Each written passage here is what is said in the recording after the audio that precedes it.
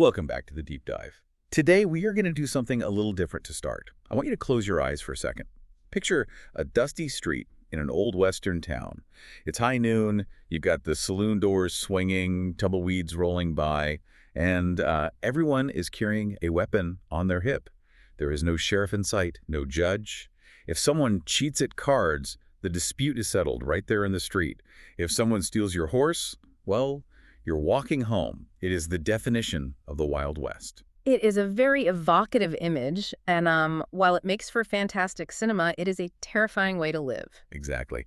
And the reason I am bringing this up is that for a lot of people, the financial markets, especially when we get to the high-speed, high-stakes world of derivatives, feel exactly like that. A place where fortunes are made overnight, but where you can also lose your shirt, your horse, and your dignity before lunch. And the sad truth is, without regulation, that is exactly what markets tend to become. They become predatory ecosystems where the strong or the deceitful eat the weak. So today, we are bringing in the sheriff. We are cracking open Chapter 10 of our source stack, Sales Practices and Investors Protection Services. Now, I know that title sounds about as exciting as reading a phone book, but after reading through this, I realized this isn't a rule book.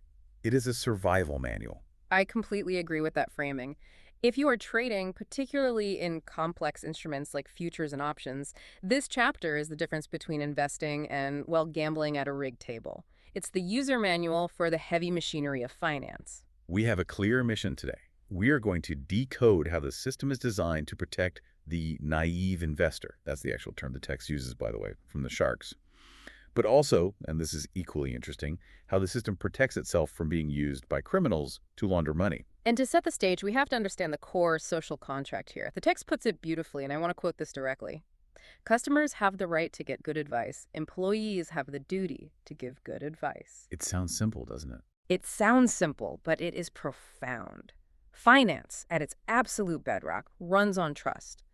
If you don't trust that the trade will settle, or that your broker isn't robbing you, or that the advice isn't rigged, the liquidity just dries up. The market dies. Without the mechanisms we are about to discuss, KYC, risk profiling, dispute resolution, you don't have a modern economy. You just have that dusty street in the Wild West. Okay, so let's walk through this survival guide.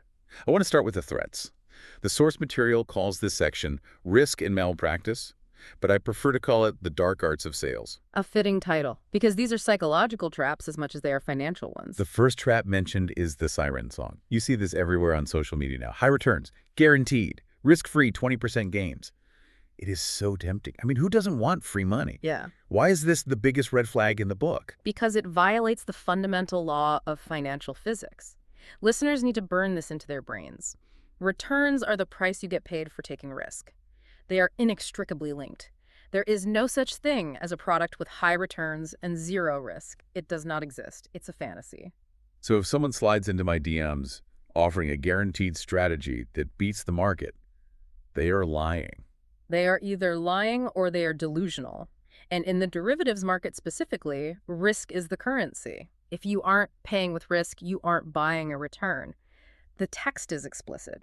Any promise of a guaranteed return in market-linked instruments is malpractice. Right. Think about it. If a risk-free 20% return existed, why would banks lend money at 6 or 7%? They wouldn't. They would just put all their money into the magic risk-free box. That is a great point. If it were real, the biggest players would have already arbitraged it away. It wouldn't exist for more than a nanosecond. Exactly. Okay, let's talk about a more subtle dark art. The text calls it churning. Churning is insidious because it can look like activity. It is when a broker, someone you trust, starts executing trade after trade after trade in your account. Buying, selling, reversing positions, just a flurry of action. And to the untrained eye, it looks like they're working hard for you. Well, look at all this action. My broker is really on top of the market today. Precisely. That is the camouflage. But the reality is they aren't trading to grow your portfolio. They are trading to generate commissions. Every time they click buy or sell, a fee drops into their pocket. I have heard this described with a taxi analogy. Imagine you get in a cab to go 3 blocks, but the driver takes you on a tour of the entire city, hits the highway, circles the park, and then drops you off. You got to your destination, but the meter is reading 10 times what it should. That is the perfect analogy. The meter in finance is transaction costs, brokerage fees, taxes, impact costs, the whole shebang. If a broker churns your account, they are bleeding your capital dry to feed their income. They are transferring your wealth to themselves, not through theft, but through friction. The source material actually gives a specific tip on how to catch this. It says, look at your account statements, which, sounds boring. It sounds boring, but yes, you have to open the PDF. You have to look. If you are a long-term investor, say you buy stocks to hold for years, and you see 50 trades in a month, that's a huge red flag. You are being churned. The taxi driver is taking you for a ride. You need to call them out on it immediately. And ask for a justification for every single one of those trades. You have to. Why was this necessary? What was the strategy here? If they can't give you a clear, compelling answer, you've got a problem. Another major issue mentioned is unsuitable recommendations. This brings us back to that idea of the naive investor. This is a massive ethical failure. Just because a product is legal doesn't mean it is right for you. The classic heartbreaking example, and the text alludes to this, is selling aggressive futures or option strategies to a senior citizen. Someone who relies on that money for their pension, their living expenses. Exactly. If you are 75, your primary goal is usually capital preservation. You cannot afford to lose 50% of your nest egg. Selling high-leverage derivatives to that person is like selling a Formula One car to someone who just needs to drive to the grocery store safely. It is dangerous, and it is a complete mismatch of needs. And where do these sales pitches happen? I thought this was interesting. The text has a specific warning about seminars. Ah, yes. The free lunch. Come to the hotel ballroom, get a free sandwich, and learn how to retire rich. We've all seen those ads. The text is very stark here. Be wary. These events are designed to create a high-pressure environment. They use social proof. Look at all these other people buying. They create urgency. This offer is only valid for the next hour. It's pure sales psychology, and it's aimed at getting you to make an emotional, impulsive decision. So the advice from the source is what? It's simple. Never sign the check while you're at the seminar. Go home. Sleep on it. Talk to someone you trust who isn't trying to sell you something. Seek objective, third-party advice. Don't sign the contract while you are eating the sandwich. That is the takeaway. It is a good rule for life, honestly. Let the excitement wear off and see if it still feels like a good idea in the morning. Moving on to segment 2. We have talked about the bad brokers. Now we need to talk about the bad decisions we make ourselves. This section is about risk profiling. This is know thyself. Before you can even think about investing, you have to understand your own relationship with risk. The text makes a really interesting distinction about what risk actually is. I think most of us define risk simply as losing money. That's the first thing that comes to mind. That is the fear-based definition, the immediate one, but the text broadens it. Risk is also the probability of not meeting your financial goals. Give me an example of that. What does that mean? Take inflation risk. Let's say you are terrified of the stock market. Absolutely terrified. You put all your money in a savings account, or even worse, under a mattress. You feel safe because the number doesn't go down. But inflation is eating 5 or 6% of your purchasing power every single year. Over 20 years, you have safely lost half your wealth. So playing it too safe is actually risky. Exactly. It's a different kind of risk. It's the risk of your future self being poorer than you planned. If you have a long horizon, say you are 30, and saving for retirement, avoiding growth assets like stocks is a huge risk to your future self.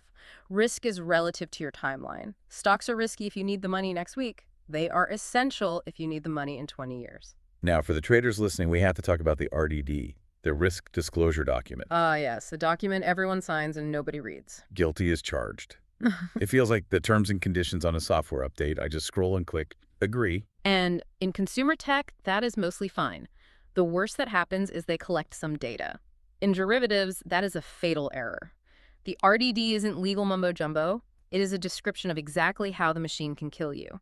It outlines the specific ways your capital can go to zero, sometimes faster than you can imagine. Okay, let's look at the specific weapons in that machine. We know market risk prices go down. That's obvious. But the text highlights liquidity risk specifically for F&O, so futures and options. This is the nightmare scenario. Liquidity is the ability to buy or sell easily. The text notes that as you get close to the expiry date of a contract, volumes can just vanish. So I'm holding a position, the market starts crashing, I want to sell to stop the pain, but I click sell, and nothing happens. Because there is nobody on the other side. There are no buyers. You are trapped in a burning building and the door is jammed. That is liquidity risk. You are forced to hold the position all the way to zero because you literally cannot exit. That is terrifying. It should be. That is why you need to read the RDD. It warns you about this very possibility, especially in less popular or out-of-the-money contracts. Okay, then we have the big one, leverage. The text breaks this down for futures and options separately.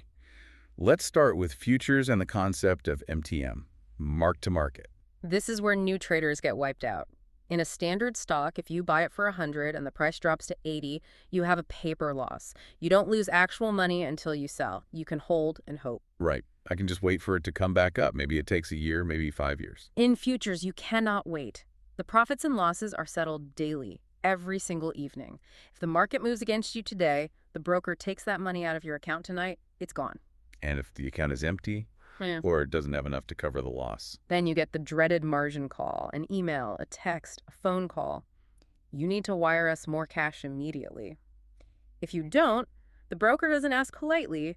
They liquidate your position. They sell you out at the bottom to protect themselves. It sounds ruthless. It has to be. The system is designed for self-preservation. If you default, the broker is on the hook. If the broker goes bust, then the clearing corporation is at risk. It is a contagion control mechanism. Your loss is cut off before it can infect the whole system. Okay, so that's futures. What about options? The text talks about asymmetric risk. Asymmetric, meaning lopsided.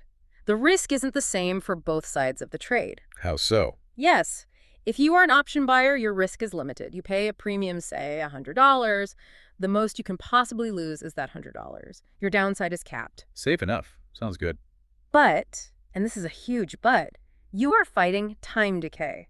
An option is a wasting asset. It's like an ice cube melting in your hand. Every day that passes, it loses a little bit of value, even if the stock price doesn't move at all. You have to be right about the direction and the timing. You can be right that the stock will go up, but if it happens a week after your option expires, you still lose all your money. Okay, so that's the buyer. And if I am the option seller, Then God help you if you don't know what you are doing.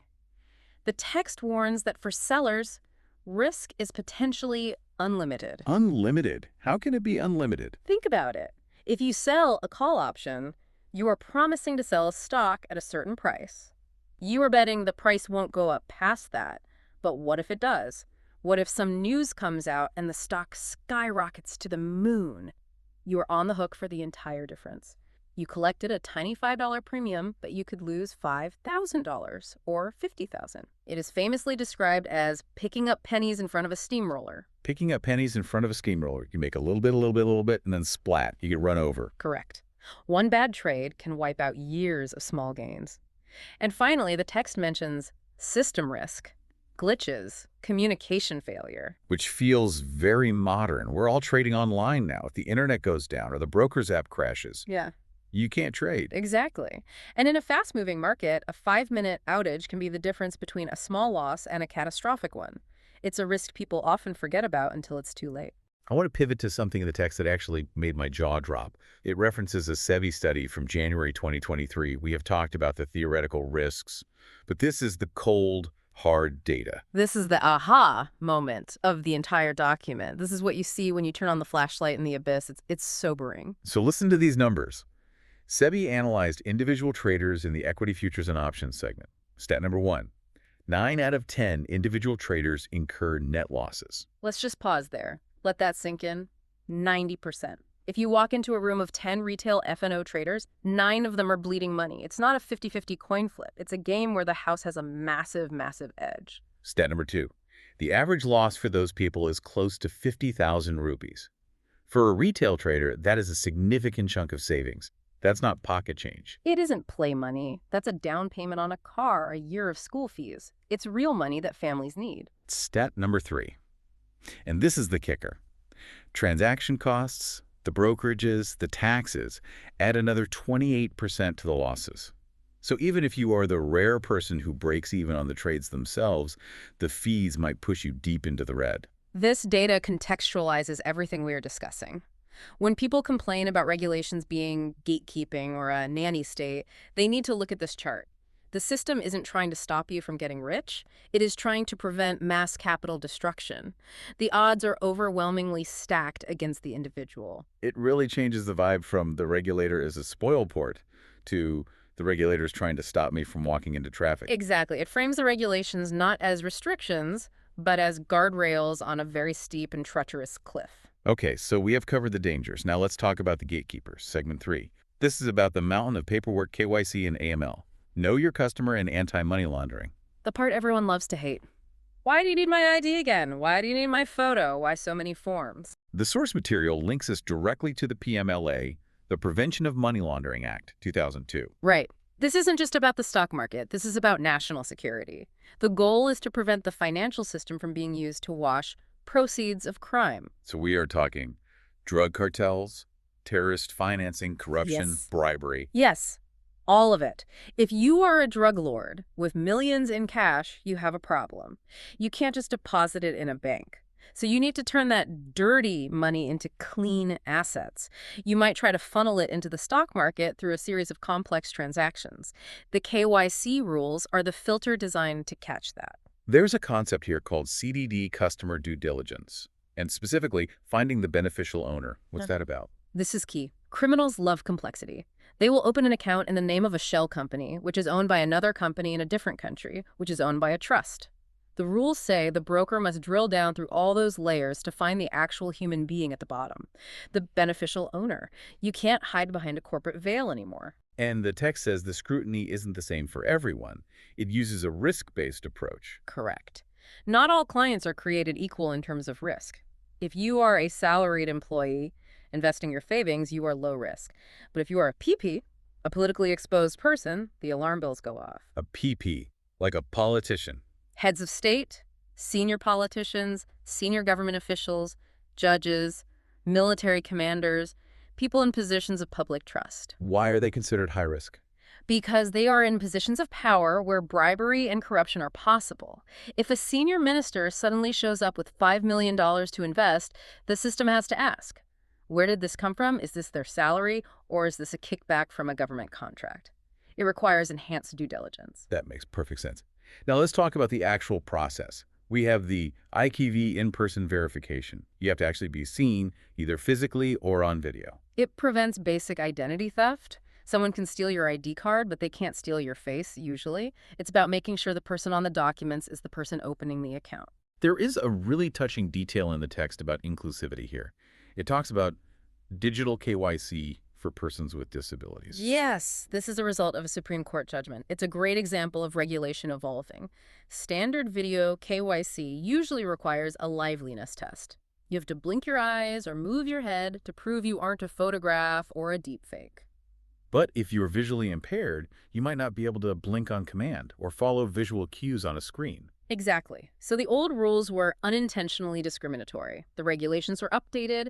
Intermediaries must use alternatives, nodding, facial expressions, or just having a real-time conversation. It ensures that security measures don't end up excluding people with disabilities from the financial system. It is a humane and important update. It really is. Now, what happens if the gatekeeper spots something wrong? The text mentions STR. Suspicious transaction reporting. This is the silent alarm. When a broker sees something that doesn't add up, they are legally obligated to file an STR with the Financial Intelligence Unit. And what triggers it? What counts as suspicious? A few things. If a client is super reluctant to provide ID, if the source of funds is vague, like I found it or it was a gift from a stranger, but also trading behavior that makes no economic sense. Give me an example of that. Let's say you and I are conspiring. I want to give you money, but I don't want to wire it because that leaves a clear trail. So we go to the derivatives market, specifically a very illiquid options contract where we're likely the only two traders. I put in an order to buy a contract at a ridiculously high price, and you put in an order to sell it at that same price. The trade executes. I've intentionally lost a huge amount of money directly to you. So I pocket the profit, you take the loss, and the money has transferred from you to me, disguised as market transaction. Exactly. If a broker sees a client consistently and intentionally losing money to another specific account, that's a massive red flag. It triggers an STR. It is likely money laundering or tax evasion. Fascinating. It is a digital game of cat and mouse. It is. And the unique client code, or UCC, is the mousetrap.